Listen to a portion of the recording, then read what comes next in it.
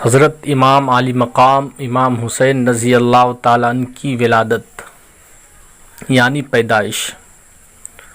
نواسہ رسول صلی اللہ تعالیٰ علیہ وسلم، باغ رسالت کے پھول۔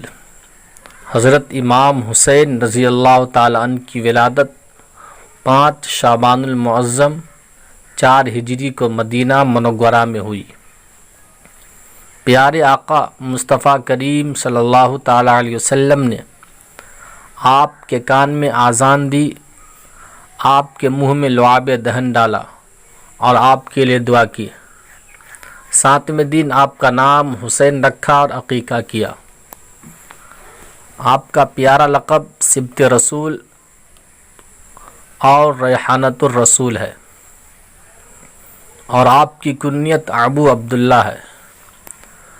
ہمارے پیارے رسول صلی اللہ تعالیٰ علیہ وسلم نے فرمایا کہ حضرت ہارون علیہ السلام نے اپنے بیٹوں کا نام شبیر و شبر رکھا تھا، اور انہی کے نام شبیر و شبر پر جس کا معنی حسن و حسین ہے، تو میں نے اپنے بیٹوں کا نام حسن و حسین رکھا۔ اور حدیث شریف میں آتا ہے، یعنی حسن اور حسین جنتی ناموں میں سے 2 نام ہیں، اس سے پہلے کسی کا نام حسن اور حسین نہیں رکھا گیا۔